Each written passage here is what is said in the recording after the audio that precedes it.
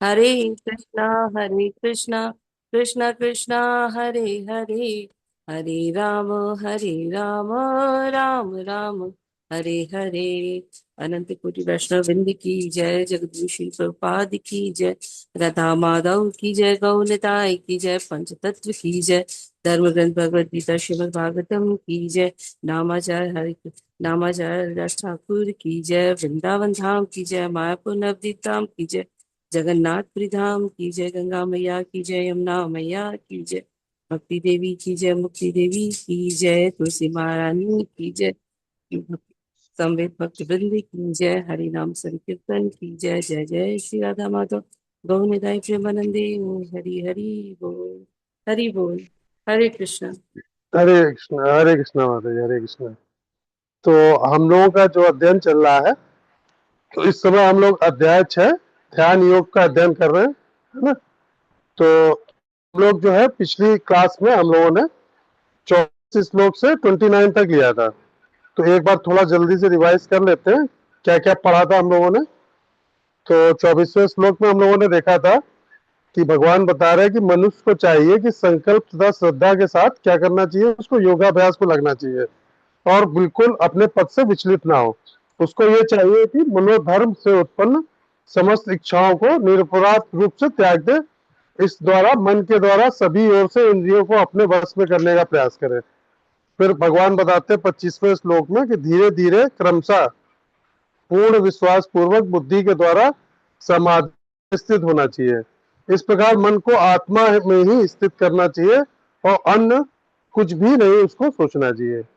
फिर 26 में भगवान बता रहे हैं कि मन अपनी चंचलता तथा स्थिरता के कारण जहां कहीं भी विचरण करता हो, मनुष्य को चाहिए कि उसको वहां से खींचे और धीरे से उसको अपने वश में लाए, है ना। इसमें हम लोगों ने बताया था कि गोस्वामी बनना चाहिए, गोदास नहीं बनना चाहिए।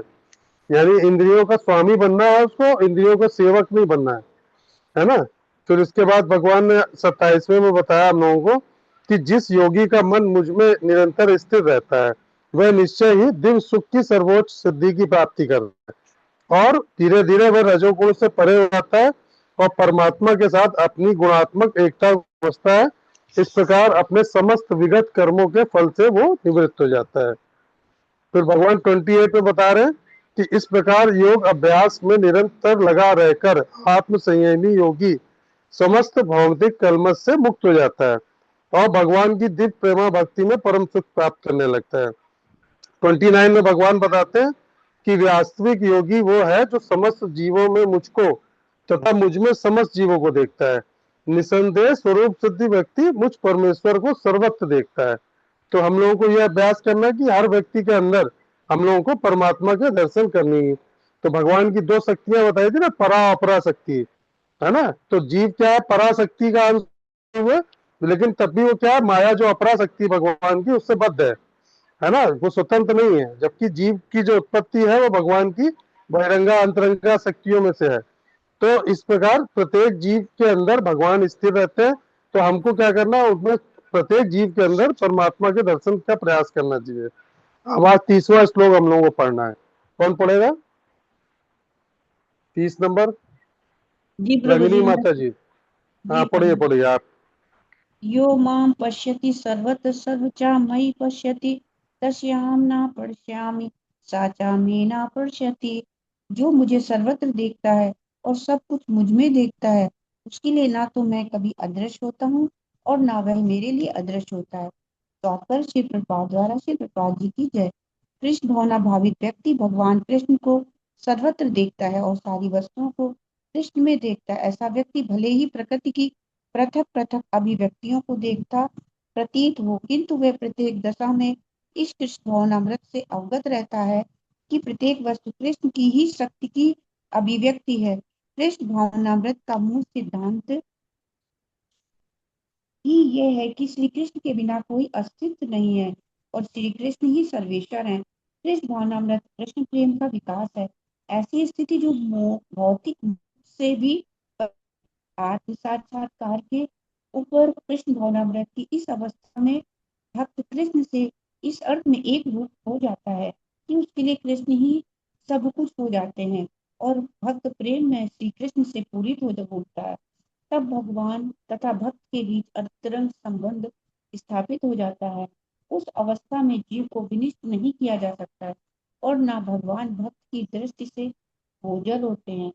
इस श्री कृष्ण में तादात्म्य होना आध्यात्मिक लय आत्मविश्वास है। भक्त कभी भी ऐसी विपदा नहीं उठाता।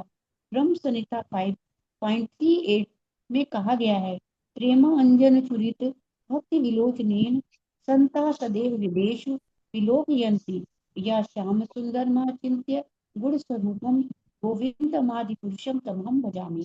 मैं आदि भगवान गोविंद की पूजा करता हूँ, जिनका दर्शन भक्तगण प्रेम रूपी अंजन लगे नेत्रों से करते हैं। वे भक्त के हृदय में स्थित श्री श्याम सुंदर रूप में देखे जाते हैं। इस अवस्था में ना तो भगवान श्री कृष्ण अपने भक्त की दृष्टि से ओझल होते हैं और ना भक्त की ही उनकी दृष्टि से ओझल हो पाते हैं।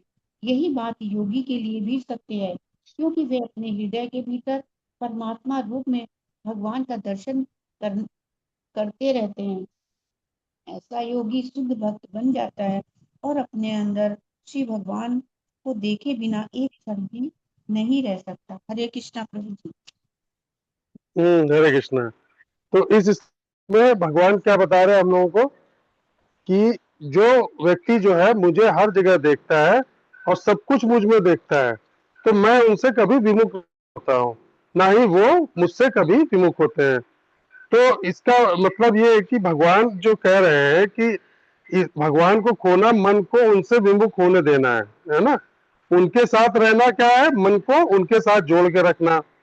तो मन को भगवान से एक करने का सबसे सरल तरीका क्या होता है कि अगर हम हर चीज को, जो परमात्मा की बनाई हुई ये सृष्टि है, इसमें एक एक वस्तु जो है वो जो उनकी द्वारा रची हुई है, अगर उनसे हम जोड़ के उनको देखना सीख लें अगर हम, है ना, तो हमको कभी भी उनसे अलग विरक्ति का भाव महसूस नहीं होगा।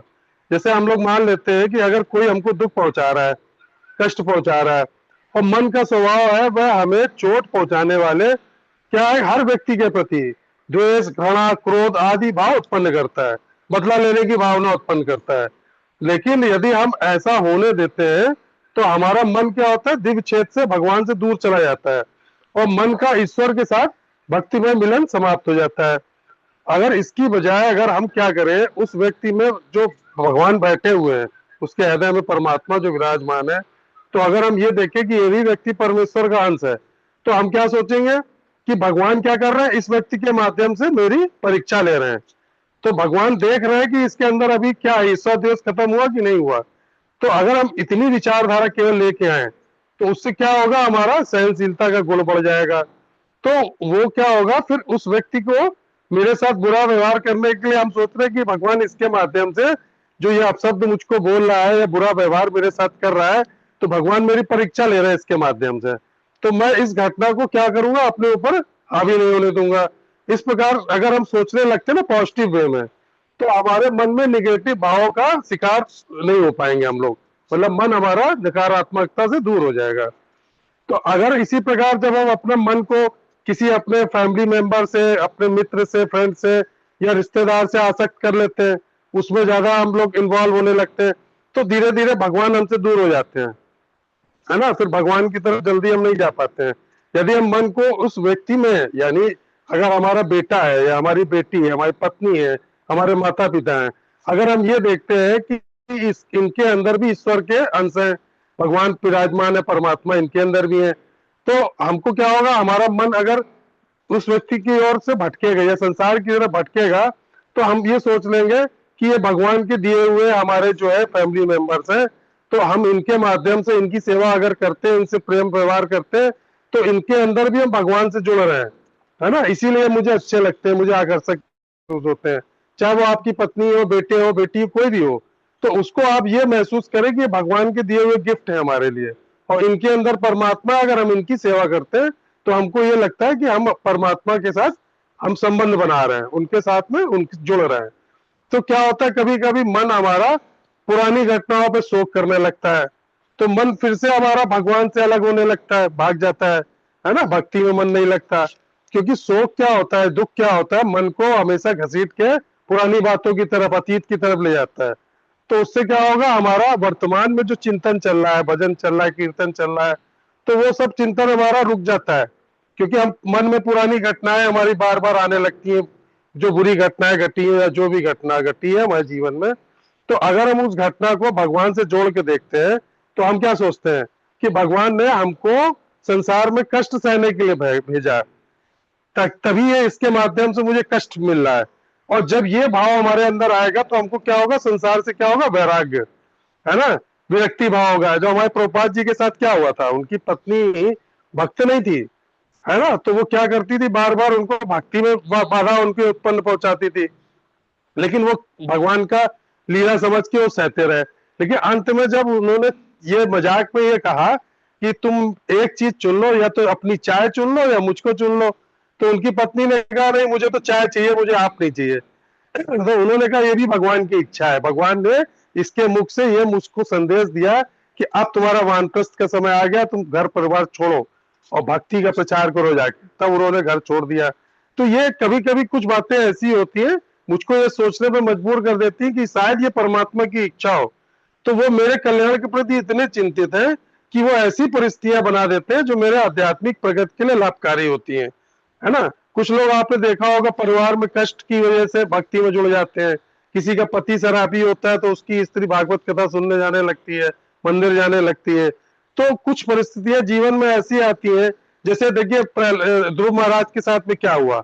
अगर उनकी सौतेली माता उनको गोद से ना धक्का मार के फेंकती नीचे और कहती जा मुझ मेरी गोद में पैदा होना, तब जाके भगवान से प्रार्थना कर कि जिस इनकी सुनीति की गोद में पैदा हो, तब जाके गोदी में बैठना अपने पिता की। तो ये चीज उनके हृदय को ठेस पहुंचाई। ये इच्छा किसकी थी, भगवान की। तभी वो गए जंगल में, तो नारद जी मिले, तो उनको भगवान की प्रेरणा दी भक्ति करने की, तो उनके भगवान की गोदी प्राप्त हुई इनको। तो इसी प्रकार सोचने से हम अपनी भक्ति को बना के रख सकते हैं। नारद जी क्या कहते हैं, लोक अनुचिंता न कार्य निवेदनात्मा लोक वेदत्व। तो इस संसार में जब भी तुम्हारे ऊपर कोई विपत्ति आए तो उसके लिए बैठ के शोक मत करो, उस पर दुखी मत हो। उस घटना में तुम ईश्वर की कृपा, भगवान की कृपा देखने का प्रयास करो। हमारा स्वार्थ क्या होता है, हम किसी न किसी तरह मन को ईश्वर में लाए रखने में निहित है। और इसे प्राप्त करने का उपाय क्या है, जब हर चीज, हर व्यक्ति में, हर घटना में, हर चीज में हमको ईश्वर भगवान दिख के दर्शन होने लगे। ये हमारा अभ्यास का एक चरण होता है, जो धीरे धीरे हमको भक्ति के मार्ग में आगे ले जाता है। इस श्लोक में भगवान हमसे यही कह रहे हैं। फिर अगर हम ये चीज प्रैक्टिस में ले आएंगे तो हम भगवान से कभी विमुख नहीं हो सकते हैं, और भगवान हमसे कभी दूर नहीं हो सकते हैं। तो जैसे देखिए, एक घटना हमने एक बार आप लोगों को और सुनाई थी कि सर्वत्र ईश्वर दर्शन देखने में सबसे अच्छी घटना हम लोगों के जीवन में है नामदेव जी की। कि एक बार नामदेव जी क्या था, जंगल में रोटी बना रहे थे चूल्हे में। तभी उन्होंने 3 रोटी बनाई जिनके, तभी कुत्ता आया और तीनों की तीनों रोटी मुंह में दबा के भागा। तो उन्होंने डंडा नहीं उठाया कुत्ते को, बल्कि एक घी की कटोरी उठाई और कुत्ते के पीछे भागने लगे और चिल्लाते हुए, हे बिट्टल, अरे रोटी खाएंगे क्या बिट्टल, थोड़ा सा घी लगा लो बिट्टल, रुक जाओ बिट्टल, अरे गले में फंस जाएगी, कैसे खाओगे बिट्टल। तो लोग जो देखे वो सोचे पागल हो गया नामदेव, है देखो कुत्ते के पीछे घी लेके भाग रहा है। लेकिन नामदेव जी तो उस कुत्ते में अपने भगवान को देख रहे थे कि भगवान देखो सूखी रोटी खाएंगे क्या, उनके अंदर भी तो परमात्मा है। तो यो माम पश्यति सर्वथा, भगवान यही कह रहे हैं इस श्लोक में। तो जैसे ही नामदेव दौड़ के घी लेके उस कुत्ते के पास पहुंचे और कुत्ता गायब हो गया और कुत्ते के अंदर उनको विट्ठल के दर्शन होने लगे। तो यही चीज क्या है कि हमको हर जीव में परमात्मा को देखना है, चाहे वो इंसान हो, चाहे जानवर हो, जीव हो, कोई भी हो। और जिस दिन हम ये देखने लगते हैं, हम धीरे धीरे परमात्मा के नजदीक आने लगते हैं। तो हमको इस श्लोक में क्या 3 चीजें देखनी, पहला क्या, सर्वत्र दर्शन। तो जो लोग केवल भगवान को मंदिर की मूर्ति में ढूंढते हैं और बाहर आने के बाद उनको कहीं भगवान नहीं दिखाई देते हैं, और इस तरह के लोगों की भक्ति कभी प्रोग्रेस में नहीं आती।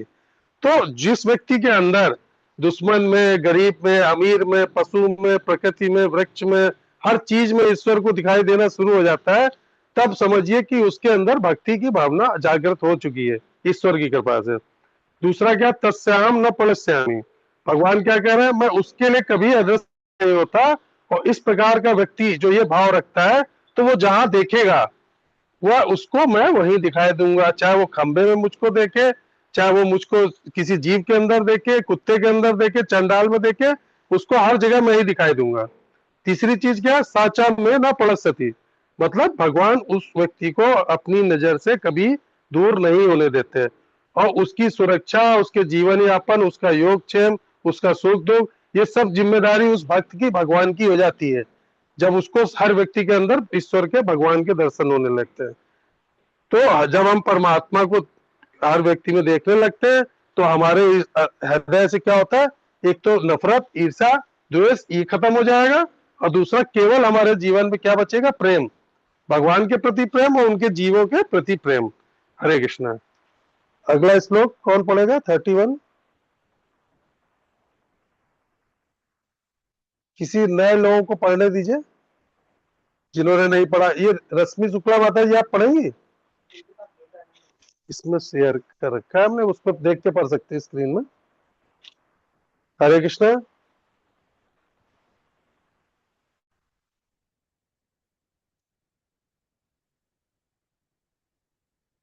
कौन पढ़ेगा? रुक्मणी माता जी, आप पढ़ेंगे? रश्मि शुक्ला, हाँ पढ़ रही हैं आप? हरे कृष्णा प्रभु। प्रभु जी रश्मि प्रभु शुक्ला वो जी पढ़। नुतन में चला जाता है ना। हरे कृष्णा किसमें? प्रभु। हरे क्या कृष्ण स्क्रीन में प्रभु। नहीं? अच्छा, जिसके पास गीता है वो पढ़ सकता है। हरे कृष्ण प्रभु जी।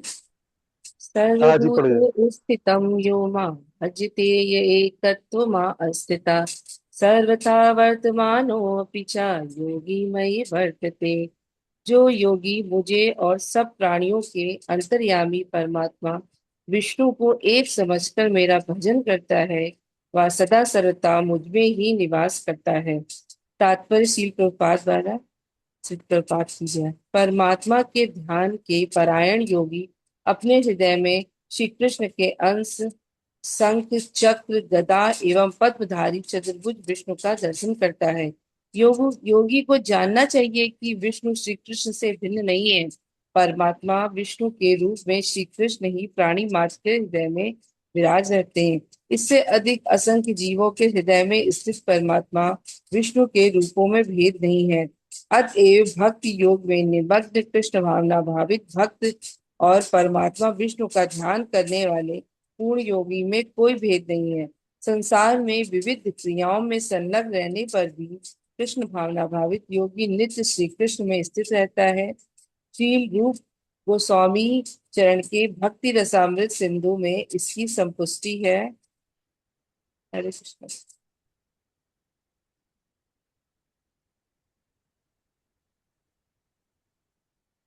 इसकी संपुष्टि है। निखिलेषु अवस्थातु जीवन मुक्त्यो च उच्यते। नित्य कृष्ण भावना भावित कर्म के परायण रहने वाला भगवत भक्त स्वतः मुक्त हो जाता है। नारद पंचरात्र द्वारा यह अनुमोदित है। दिव्य काला आदन अविच्छिन्ने कृष्णे चेतो विधाय च तन्मयो भवति क्षिप्रम जीवो ब्रह्मणि योजत योजति येत। श्री कृष्ण के देश काल से अतीत सर्वव्यापक श्री विग्रह पर ध्यान एकाग्र करने से उनके चिंतन में विभोरता होती है और फिर से कृष्ण की दिव्य सन्निधि रूपी सुखावस्था प्राप्त हो जाती है। कृष्ण भावना भ्रामृत योगाभ्यास द्वारा प्राप्त समाधि की परम अवस्था है। श्री कृष्ण का परमात्मा रूप में प्राणी मात्र के हृदय में वास है। केवल इतना जानने मात्र से योगी सब प्रकार के दोषों से मुक्त हो जाता है। वेद से भगवान की इस अचिंत्य शक्ति का समर्थन करते हैं। एको अपि सन बहुधा यो भाव भावित ऐश्वर्य धूपमेकम सूर्यवद बहुधेयते। आदित्य होने के साथ से विष्णु निसंदेह सर्वव्यापक भी है। अपनी अचिंतनीय शक्ति के द्वारा एक विग्रह से भी वे सर्वत्र विद्वान है। सूर्य के समान अनेक स्थलों में एक ही काल में प्रकट है। हरे कृष्ण। हरे कृष्ण।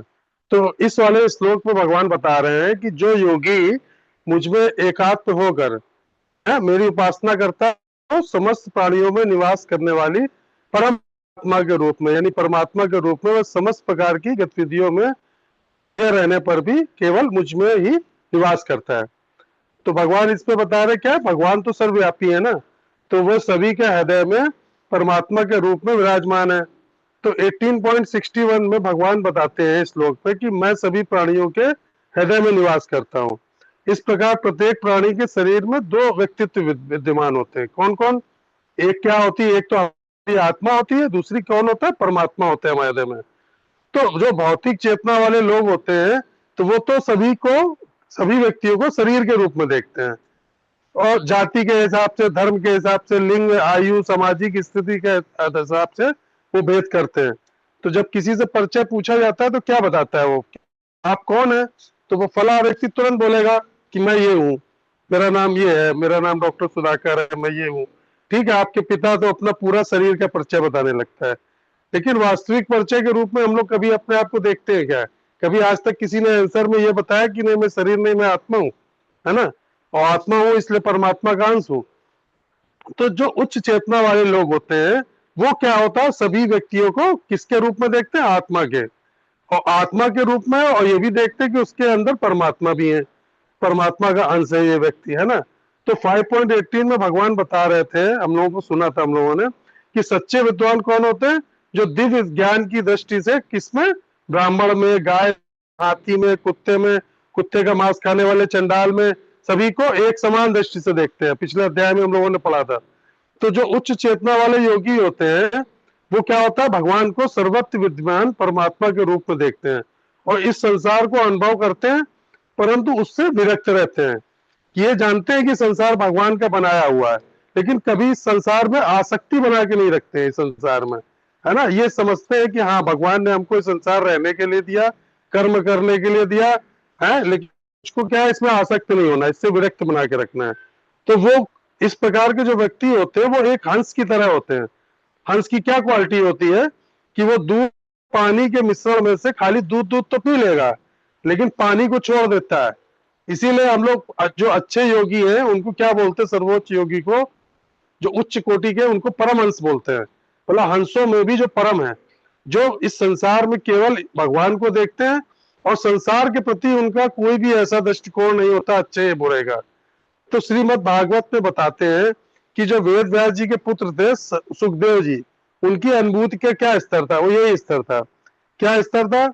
ये प्रवजनंतम अनुत्तम अपेता कृत्यम द्वैपायनो विरय कटार अजुहाय पुत्रेति तन माया तया तरवो विनुदेशु तमा सार्वभूतम हृदय मुनिम अनाथो स्मिन। मतलब क्या, जब सुखदेव जी पैदा हुए, यानी इस संसार में जब प्रकट हुए अपनी माँ के गर्भ से, तो उस समय वो 12 वर्ष के थे, यानी 12 वर्ष तक वो माँ के गर्भ में रहे। क्यों रहे? क्योंकि उनको ये भय था कि अगर मैं इस संसार में माया के आया तो भगवान की रची हुई माया मुझको क्या करेगी? जकड़ लेगी, है ना। तो इसलिए वो बाहर नहीं निकल रहे थे माँ के गर्भ से, और धीरे धीरे गर्भ में उन्होंने 12 वर्ष निकाल दिए और उनको संपूर्ण शास्त्रों का, संपूर्ण ब्रह्म का ज्ञान था। तो जब उन्होंने प्रार्थना करी व्यास जी ने कि बेटा तुम बाहर आ जाओ, तो उन्होंने कहा जब भगवान आके मुझको ये वचन देंगे स्वयं कि उनकी माया मुझको पकड़ेगी नहीं, तब मैं इस संसार में आऊंगा। तो उन्होंने, व्यास जी ने भगवान विष्णु से प्रार्थना करी, तो भगवान विष्णु प्रकट हुए। उन्होंने कहा सुखदेव से कि सुखदेव तुम मेरे परम भक्त हो और तुम्हें इस संसार में मैंने किसी विशेष कार्य के लिए भेजा है, तो तुम निश्चिंत रहो, मेरी माया तुमको कभी नहीं पकड़ेगी। मैं तुमको आशीर्वाद देता हूँ, मैं तुम्हें वरदान देता हूँ। तो जब भगवान चले गए तो वो बाहर आ गए। तो वो क्या थे? इतने सर्वोच्च योगी थे कि वो सभी को शरीर के रूप में नहीं देखते थे। तो जब वो जंगल की तरफ जब जैसे हुए तो उन्होंने अपने माता पिता की तरफ देखा भी नहीं, मुड़ के माँ को भी नहीं देखा पलट के, ना पिता को, और जंगल की तरफ चल दिए तपस्या करने के लिए। तो जब वो जा रहे थे तो अब उनको, व्यास जी को तो उनको भागवत का ज्ञान देना था, इसीलिए वो इंतजार कर रहे थे सुखदेव जी का। अब वो जंगल की तरफ जब जाने लगे तो वो पीछे चिल्लाते हुए, हे पुत्र हे, तो भागे व्यास जी उनके पीछे। तो जब वो जा रहे थे तो रास्ते में तालाब में कुछ स्त्रियां नहा रही थी नग्न होकर। तो जैसे ही सुखदेव जी निकले तो उन्होंने, स्त्रियों ने उनके निकलने पे ऐसा वो किया कि बिल्कुल वस्त्र नहीं पहने, ना अपने आप को छुपाने का प्रयास किया। वो तो आगे निकल गए, और पीछे जब व्यास जी आए तो जैसे ही व्यास जी, जबकि व्यास जी कई हजार वर्ष की उम्र थी उनकी, काफी वृद्ध थे, तो उनको देखते ही वो अपने वस्त्र ढकने लगे। उनको बड़ा आश्चर्य हुआ कि उन्होंने कहा, हे पुत्रियों, ये बताओ, जब मेरा जवान पुत्र यहाँ से निकला है, वो बिल्कुल नग्न है, उसने तो कपड़े भी नहीं पहने हुए थे, तब तुमको उसको देख के लज्जा नहीं आई? तब तुम लोगों ने वस्त्र नहीं ढके? और मैं तो तुम्हारे परबाबा की उम्र का हूँ, वृद्ध हूँ और ऋषि हूँ, लेकिन मुझको देख के क्या हुआ, तुम लोगों ने वस्त्र ढकने लगे? तो ऐसा क्या तुम लोगों को भेद नजर आ रहे हो मेरे पुत्र में? तो उन्होंने, जो स्त्रियां नहा रही थी, उन्होंने उत्तर दिया कि जो आपका पुत्र गया है, उसके अंदर किसी स्त्री पुरुष का भेद ही नहीं है। उसको यही नहीं पता स्त्री शरीर क्या है, पुरुष शरीर क्या है। उसने हम लोगों के अंदर भी सर्वत परमात्मा के दर्शन किए, और वृक्षों के अंदर भी उसको सर्वत परमात्मा के दर्शन हुए, लेकिन आपके अंदर स्त्री शरीर और पुरुष शरीर का भेद है। आपको ज्ञात है कि ये स्त्री शरीर है, वो पुरुष शरीर है, इसलिए आपको देख के हमको लज्जा का अनुभव हुआ। लेकिन जब आपका पुत्र गया जो नग्न था, लेकिन उसके बाद भी उसको देख के हम लोगों को जरा सी भी लज्जा नहीं लगी। मुझे लगा कि वो कोई परमहंस जा रहा है।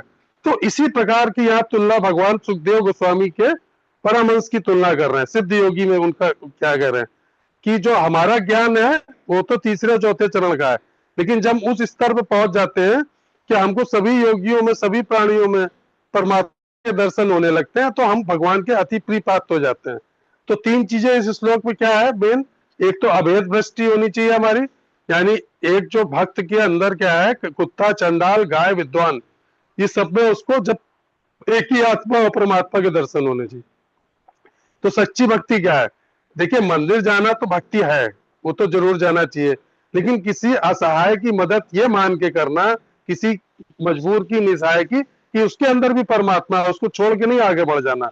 ये दया भाव जब हमारे अंदर है तो वो भी परम भक्ति कहलाता है ना? क्रिया की स्वतंत्रता क्या है कि एक योगी चाहे इस संसार पर है या एकांत में रहे, लेकिन इस जगत से आसक्त नहीं होता। वो हमेशा एकांत में भी भगवान के साथ है, और संसार में है तो भी भगवान की ही दृष्टि से देखता है संसार को, क्योंकि उसका जो मन होता है वो यूनिटी में टिका होता है, एकत्व में।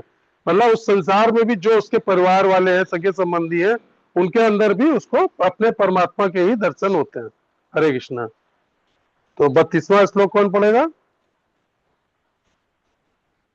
32।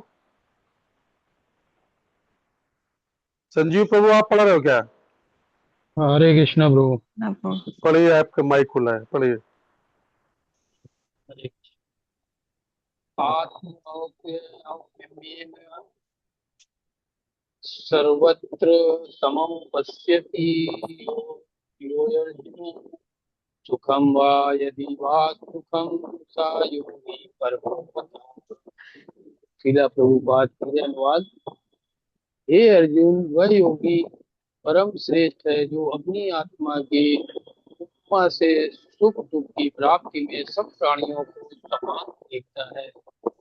तात्पर्य, जो कृष्ण भावना भावित है, यह परम योगी है। अपने निजी अनुभव के आधार पर उसे प्राणी मात्र के सुख दुख का बोध रहता है।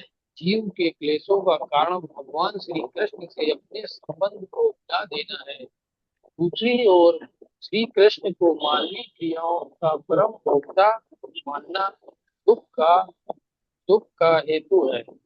एकमात्र श्री कृष्ण संपूर्ण भूमि और लोगों के सार्वभौम अधिपति हैं। ऐसा जानने वाला पूर्ण योगी जीव मात्र का परम सुहृद है।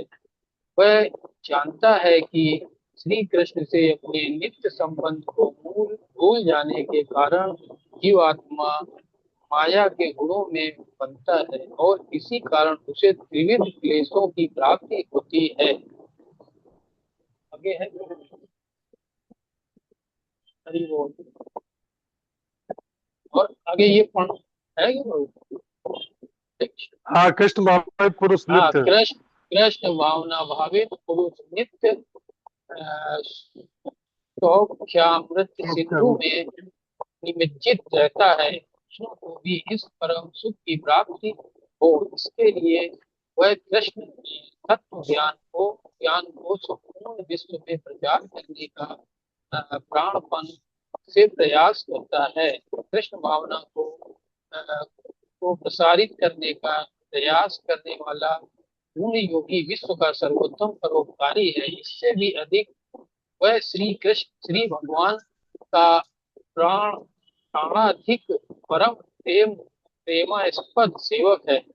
ना क्या तस्मा तस्मान सेतु कश्चिन्मे कृतमा।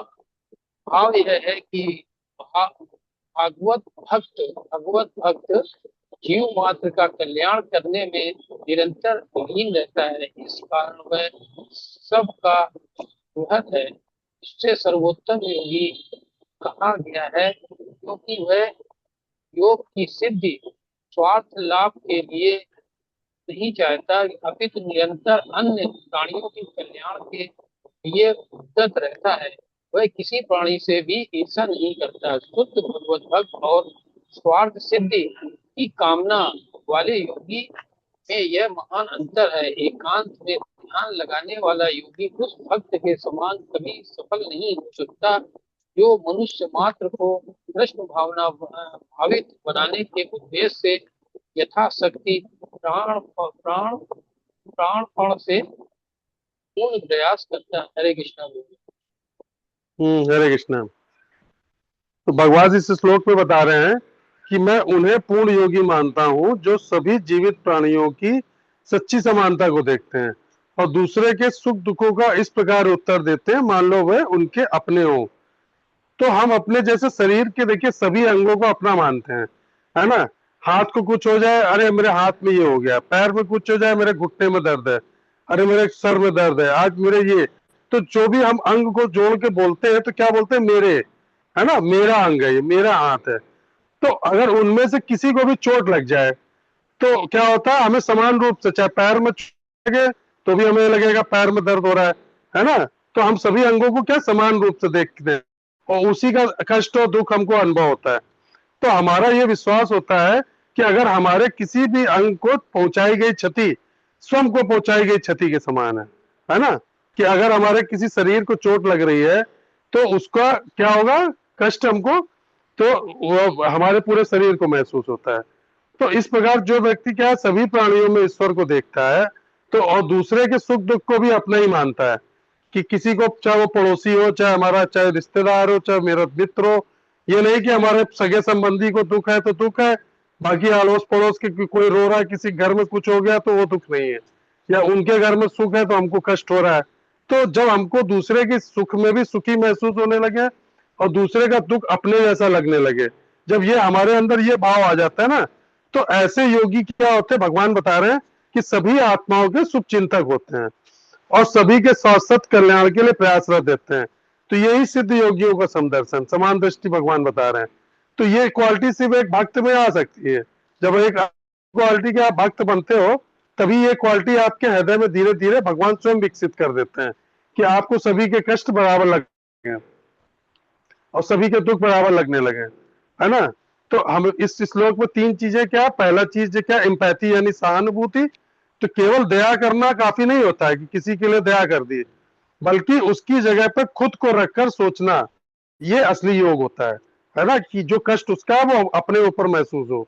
और अहिंसा का आधार क्या होता है, यदि आप दूसरे को अपने जैसा देंगे तो आप कभी किसी की हत्या या किसी पशु का वध नहीं करेंगे, किसी को चोट नहीं पहुंचाएंगे, किसी को मार के नहीं खाएंगे, क्योंकि आपको ये पता एहसास हो जाएगा कि हम जिसको मार के खा रहे हैं, जो मांसाहारी लोग हैं, जो लोग नॉनवेज खाते हैं, उनको उस दिन ये एहसास हो जाता है कि हम इसको खा रहे हैं तो इसको चोट नहीं पहुंचेगी, उसको कष्ट हो रहा है, ये चिल्ला रहा है, तो हमारे शरीर में भी अंदर अंतरात्मा तक आवाज आनी चाहिए। तो सर्वोच्च अवस्था भगवान क्या बता रहे हैं, यहाँ क्लियर बता रहे हैं कि सबसे बड़ा वह योगी वह नहीं होता है जो एक गुफा में बैठ के तपस्या कर रहा है, जो पहाड़ पर बैठ के साधना कर रहा है। योगी कौन होता है, असली वो होता है जिसका दिल जो है दूसरे के दुख को सुख को देख के बराबर संभाव में रिएक्शन करता है। हरे कृष्णा। अगला श्लोक 33 कौन पढ़ेगा?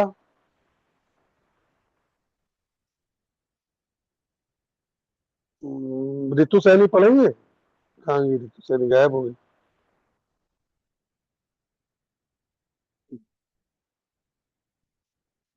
प्रकार पढ़ोगे? नहीं, इसमें शेयर कर रखा है। हरे कृष्णा। आर्ची प्रकार कोई पढ़ेगा?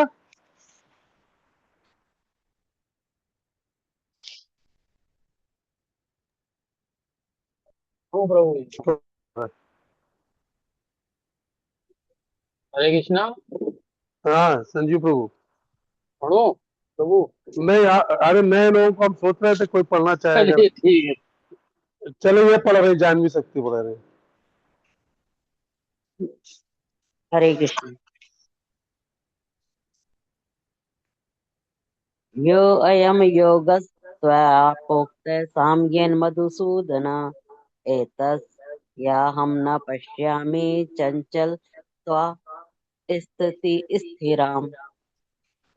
अर्जुन ने कहा, है मधुसूदन, आपने जिस योग पद्धति का संक्षेप में वर्णन किया है वह मेरे लिए अव्यवहारिक तथा असहनीय है, क्योंकि मन चंचल और तथा अस्थिर है। तात्पर्य श्री प्रभुपाद के द्वारा भगवान कृष्ण ने अर्जुन के लिए शुचोदेशे से लेकर योगी परमो मत तक जिस योग पद्धति का वर्णन किया है उसे अर्जुन अपनी असमर्थता के कारण अस्वीकार कर रहा है। इस कलयुग में सामान्य व्यक्ति के लिए यह संभव नहीं है कि वह अपना घर छोड़कर किसी पर्वत या जंगल के एकांत स्थान में जाकर योगाभ्यास करे। आधुनिक युग की विशेषता है कि अल्पकालिक जीवन के लिए घोर संघर्ष लोग सरल व्यवहारिक साधनों से भी आत्म साक्षात्कार के लिए उत्सुक या गंभीर नहीं है।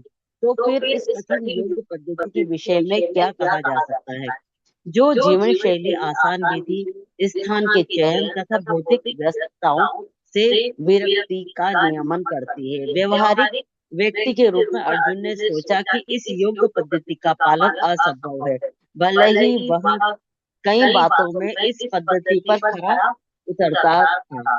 वह राजवंशी था, उसमें अनेक सद्गुण थे, वह महान योद्धा था, वह दीर्घायु था, और सबसे बड़ी बात तो यह है कि वह भगवान श्री कृष्ण का घनिष्ठ मित्र था।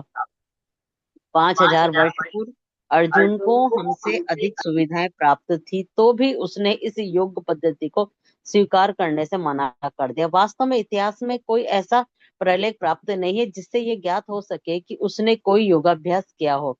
अतः इस पद्धति को इस कलयुग के लिए सर्वदा दुष्कर समझना चाहिए। हाँ, कतिपय विरले व्यक्ति के लिए यह पद्धति सुगम हो सकती है, किंतु सामान्य जनों के लिए यह असंभव प्रस्ताव है। यदि 5000 वर्ष पूर्व ऐसा था तो आधुनिक समय के लिए क्या कहना। जो लोग विभिन्न तथा कथित स्कूलों, समितियों के द्वारा इस योग पद्धति का अनुकरण कर रहे हैं, भले ही संतोषजनक प्रतीत हो, किंतु वे सचमुच ही अपना समय गंवा रहे हैं। वे अपने अभिष्ट लक्ष्य के प्रति सर्वदा अज्ञानी हैं। हरे कृष्णा। हरे कृष्णा। तो इस वाले श्लोक में भगवान क्या बता रहे हैं? एक सेकंड, ये माइक नहीं है।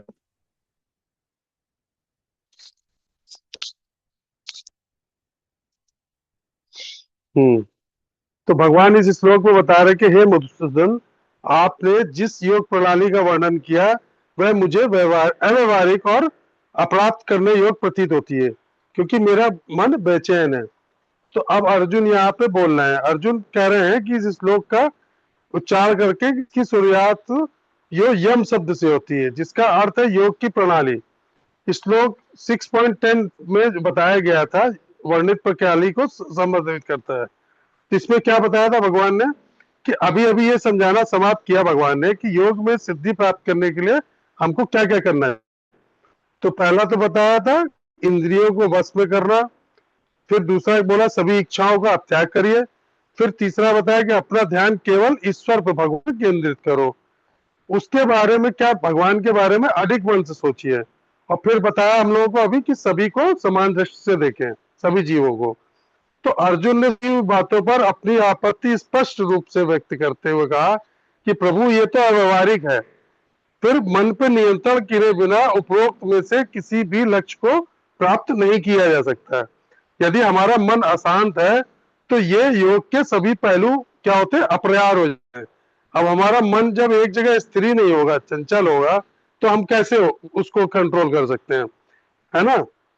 वो तीन चीजें इस श्लोक में क्या है कि पहली ईमानदार स्वीकारोक्ति कि अर्जुन यहाँ पे एक सच्चे साधक की तरह अपनी कमी को स्वीकार कर रहे हैं, तो दिखावा कर रहा है उनको कि ये नहीं कोशिश कर रहे भगवान को बताने की नहीं नहीं आपने जो बताया हमको सब समझ में आ गया, जो नहीं समझ में आया उसको तुरंत भगवान के साथ अपनी समस्या जाहिर करी। व्यवहारिक समस्या ये श्लोक क्या बताता है हमको कि आध्यात्मिक मार्ग पर मन का भटकना बहुत स्वाभाविक होता है, उसको कंट्रोल नहीं कर सकते आप। तीसरा क्या, चंचलता, अर्जुन को किस तरह बता रहे हैं कि इसको बहुत ज्यादा आगे के श्लोक में बताएंगे कि कठिन है इसको कंट्रोल में करना। चंचला ही मन कृष्ण लास्ट श्लोक और लेते हैं, कोई पढ़ेगा?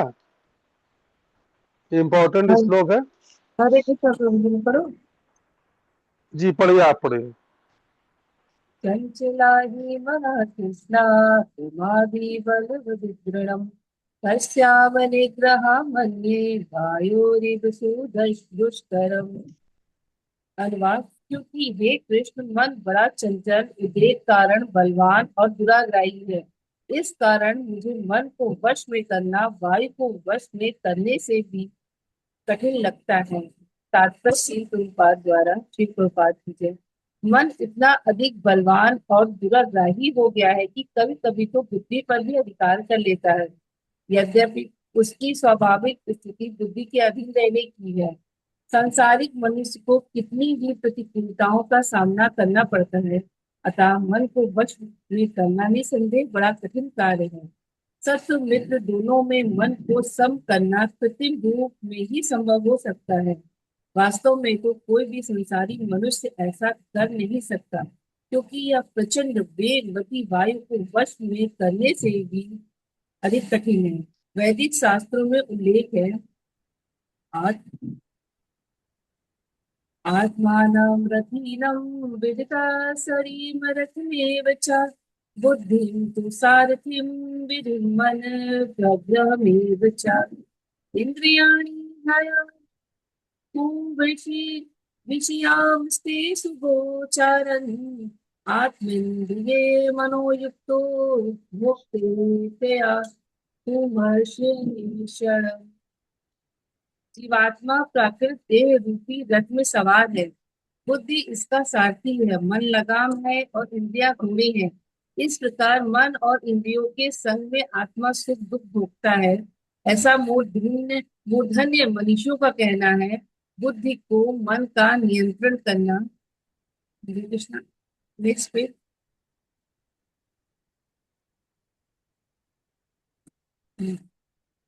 चाहिए, पर मन इतना बलिष्ठ एवं दुराग्रही हो गया है कि प्रायः बुद्धि पर भी अधिकार कर लेता है। इसी कारण मन को वश में करने के लिए योगाभ्यास का विधान है, परंतु अर्जुन जैसे संसारी मनुष्य के लिए इस प्रकार का योगाभ्यास कभी संभव नहीं हो सकता। फिर आधुनिक मानव के संबंध में तो कहना ही क्या, यहाँ वायु की उपमा बड़ी उपयुक्त है। वेगवती वायु को वश में करना किसी के बस की बात नहीं है, फिर अस्थिर मन को वश में करना तो और भी अधिक कठिन कार्य है। मन को वश में करने का सबसे सरल साधन है श्री श्रीमन महाप्रभु की शिक्षा का पालन करते हुए पूर्ण दैन्य भाव से हरे कृष्ण महामंत्र का संकीर्तन करना है। यह पंक्ति इस प्रकार है, सा एव मना कृष्ण पदार बिंदेयो, अर्थात मन को पूर्ण रूप से श्री कृष्ण ही लगा देना चाहिए, तभी चित्त में उद्रेक करने वाला कोई दूसरा कार्य नहीं रहेगा। हरे कृष्णा। हरे कृष्णा। तो देखिए ये श्लोक कितना इम्पोर्टेंट है। भगवान को जो है बिल्कुल अपनी सारी जितनी प्रॉब्लम है अर्जुन क्लियर बता रहे हैं। तो कह तो रहे अर्जुन यही कि आप बता तो रहे हो सब चीज ठीक है, तो इस श्लोक में क्या कह रहे हैं कि हे कृष्ण, मन क्या होता है, अत्यंत बेचैन, अशांत कर देता है, बलवान होता है, बहुत हठी होता है। तो मुझको ऐसा लगता है कि इसको नियंत्रित करना हवा के वेग को कंट्रोल करने से भी ज्यादा कठिन है। कि मतलब हवा के वेग को तो एक बार कंट्रोल किसी तरह कर सकते हो, लेकिन मन को आप नहीं रोक सकते हो किसी भी तरह से। तो क्या कर रहे हैं, वो अपनी भावनाएं बता रहे हैं भगवान को कि बेचैन मन का वर्णन कर रहे हैं कि ये तो बहुत ज्यादा अशांत है, आप इसको कैसे कह रहे हो कि आप कंट्रोल में करके योगाभ्यास करके करके इसको कंट्रोल करो। ये विभिन्न दिशाओं में एक ही विषय से दूसरे विषय पे भटकता रहता है। अभी हम लोग यहाँ क्लास कर रहे हैं, को किसी का मन एकदम से उसको कहीं और ले जाए, है? कहीं किसी के बारे में सोचने लगे, बैठे आपको कहीं भी पहुंचा सकता है। कोई यहाँ बैठे बैठे आपको राजस्थान पहुंचा दे, कोई आपको रामेश्वरम दर्शन करा लाए, कहीं भी घुमा लाएगा जाके।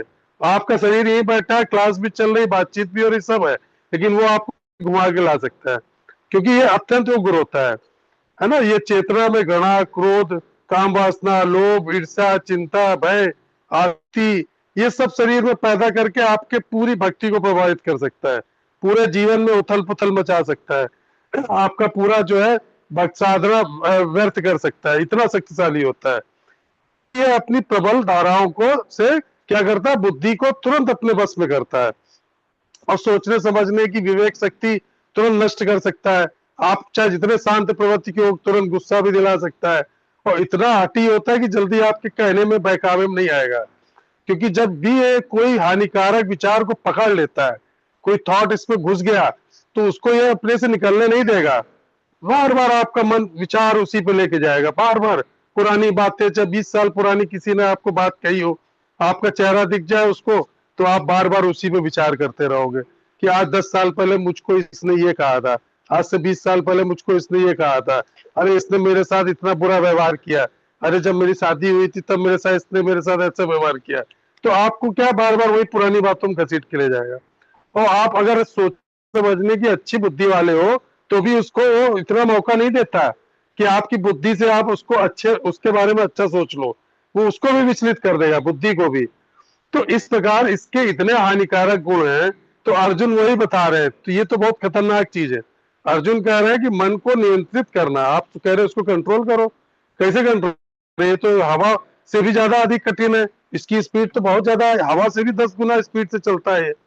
तो ये एक सख्त उपमा है, क्योंकि आकाश में रहने वाली शक्तिशाली हवा है, इसको नियंत्रित करने की तो हम लोग कल्पना भी नहीं कर सकते। और अर्जुन ये कह रहे हैं कि जब हवा को नियंत्रित कर सकते हैं हम, और मन को नहीं कर सकते, हवा से भी ज्यादा खतरनाक है। तो इस श्लोक में अर्जुन ने भगवान को क्या कह के बुलाया? कृष्ण, कृष्ण कह के संबोधित किया। तो कृष्ण का मतलब क्या? जो प्रबलतम मन वाले योगियों और परम हंसों के मन को भी बलपूर्वक आकर्षित कर लेते हैं। तो इस प्रकार अर्जुन ने इसमें यह संकेत दिया कि कृष्ण जो है उनके अशांत, उग्र, बलवान और हठी मन को भी आकर्षित कर सकते हैं। तो इसमें तात्पर्य में प्रभुपाद जी हम लोगों को क्या कह रहे हैं?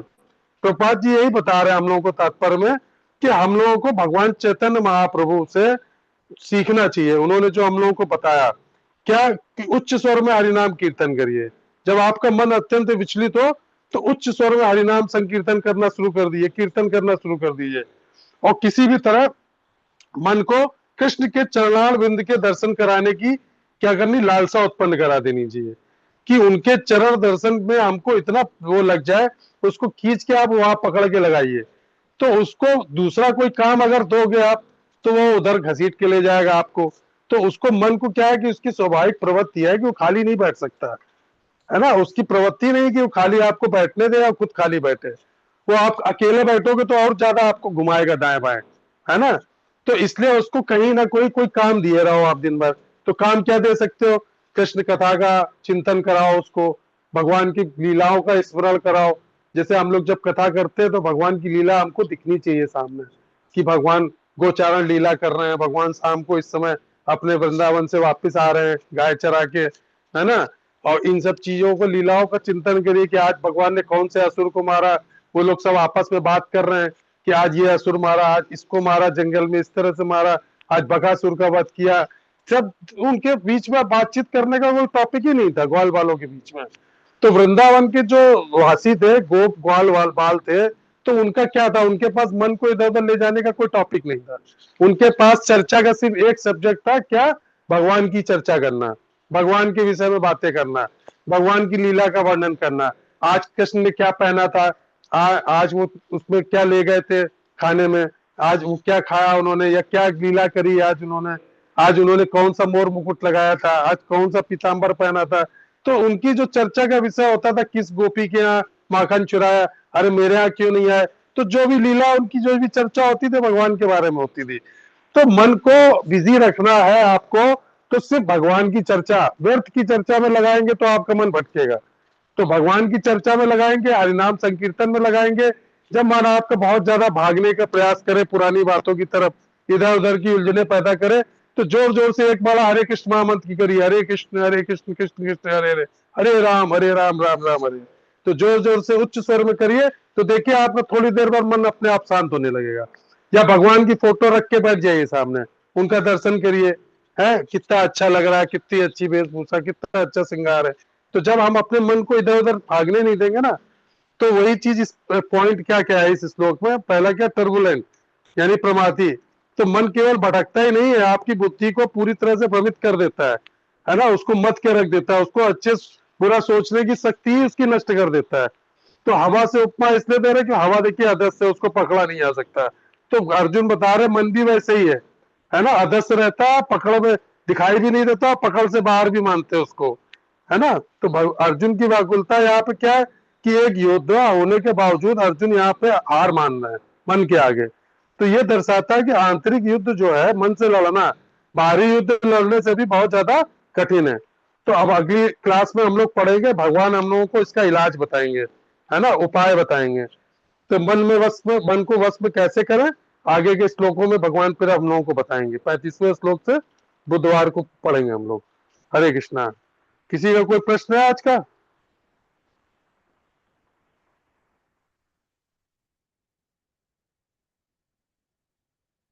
कोई प्रश्न है, ले सकते हैं थोड़ी देर के लिए। कोई जिज्ञासा हो, किसी का कोई क्वेरी हो आज के टॉपिक के संबंध में, कि सब समझ में आ गया सब लोगों को?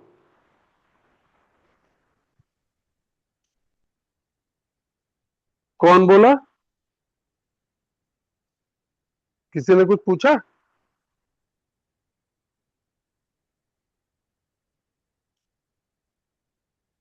ठीक है, फिर सेशन हम समाप्त करते हैं। हरे कृष्णा फिर प्रभु जी। बुधवार। हरे कृष्णा। जी जी जी, पूछिए, कोई पूछ रहा है? जी।